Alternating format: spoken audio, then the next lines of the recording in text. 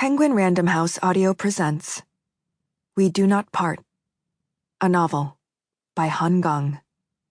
Translated by Ye-Won and Paige Ania Morris.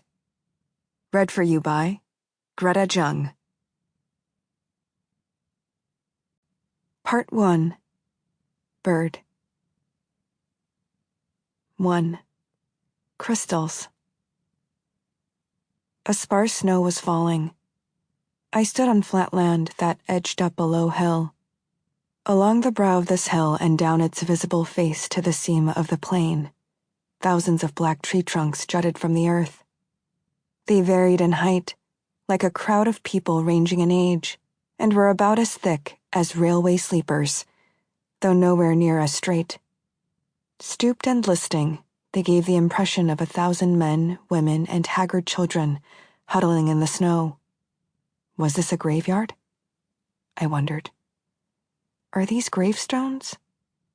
I walked past the torsos, treetops lopped off, exposed cross-sections stippled with snowflakes that resembled salt crystals. I passed the prostrating barrows behind them. My feet stilled as I noticed the sensation of water underfoot. That's strange, I thought. Within moments, the water was up to my ankles. I looked back. What I saw astonished me. The far horizon turned out to be the shoreline, and the sea was crashing in. The words tumbled from my lips. Who would bury people in such a place? The current was strong.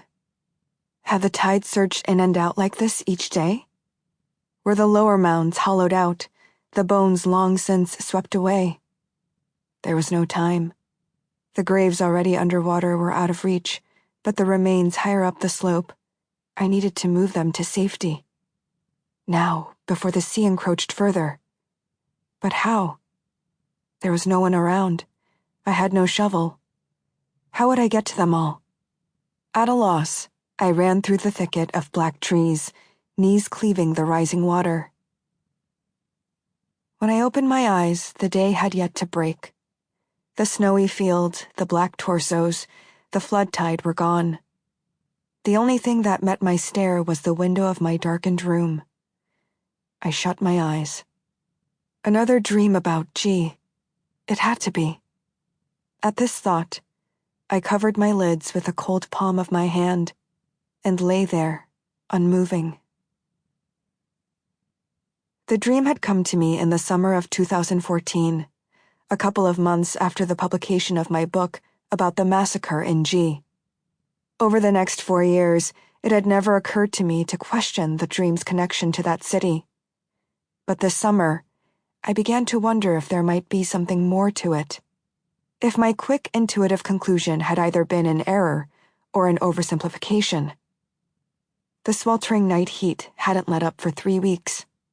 Once again, I was lying under the broken air conditioner in my sitting room, hoping for sleep.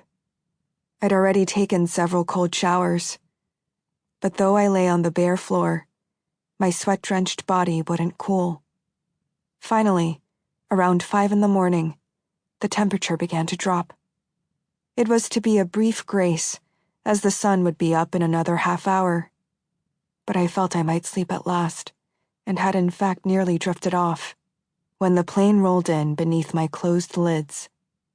Snow scattering over rows of black timber. Glimmering snowflakes studding the severed torsos like salt. All of it before my eyes, as vivid as day. I don't know what set it off. The shaking. My body seemed to be racked by sobs, though my eyes remained dry.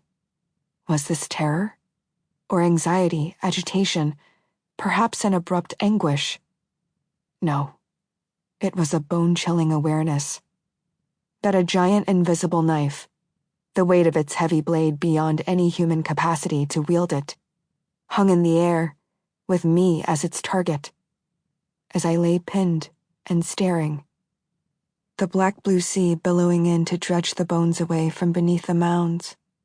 It occurred to me for the first time that this might not be an allusion to the massacred people and the decades that followed.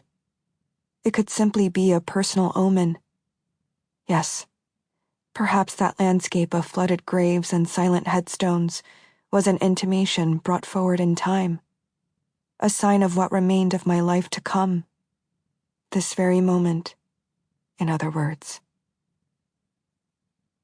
In the 4 years between the first time I had the dream and that early summer morning, I had parted ways with several people in my life. Some of these partings had been by choice, while others had caught me entirely unawares. I'd fought the latter with everything I had. If, as various ancient faiths say, there exists in a celestial realm or a netherworld an immense mirror that observes and logs everyone's movements, I'm sure the last 3 to 4 years of my life as recorded there must resemble a snail coming out of its shell to push along a knife's edge. A body desiring to live, a body pricked and nicked, a body spurning, embracing, clinging, a body kneeling, a body entreating, a body seeping blood or pus or tears. Then in late spring of this year, with a struggle done, I had signed the lease on a flat in an open corridor apartment complex just outside Seoul. I had no one left to take care of and no job to get to, though it would take a while for this fact to sink in. I'd worked for many years to make a living and support my family. This had always been the priority. If I wrote at all, it was by cutting back on sleep, while nursing a secret hope that one day I'd be given as much time as I desired to write. But by spring, any such longing had vanished. I let my things lie wherever the movers had blithely unpacked them, and spent most of my time in bed, though I barely slept. This went on until July. I didn't cook. I didn't venture outside. I subsisted on water and small quantities of rice and white kimchi that I ordered online and had delivered. And when the migraines and abdominal spasms hit, I vomited up what I had eaten. I'd already sat down one night and written out a will.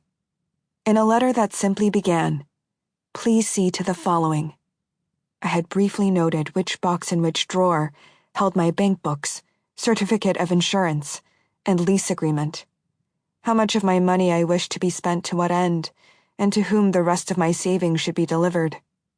As for the person who was to carry out this request, I drew a blank, and the space where the name of the recipient should go remained empty. I couldn't decide who, if anyone, deserved such an imposition. I tried adding a word or two of thanks and apology by saying I'd make sure to compensate them for their trouble and specifying an amount, but I still couldn't settle on a name.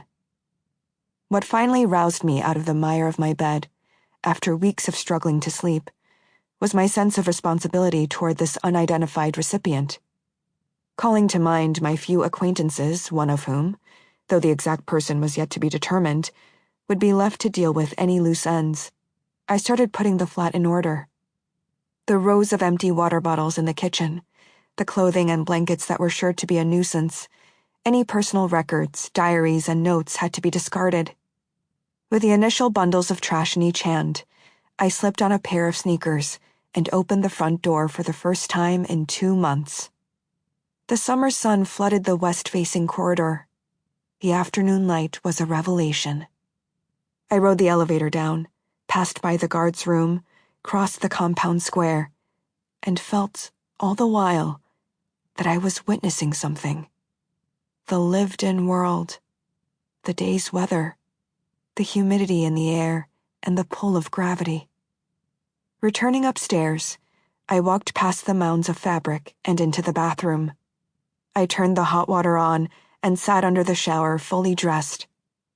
The tiles beneath my curled feet, the steam gradually making it hard to breathe, the cotton shirt growing heavy as it plastered against my back, the water sluicing down my forehead, and the hair which by now covered my eyes to my chin, chest, stomach.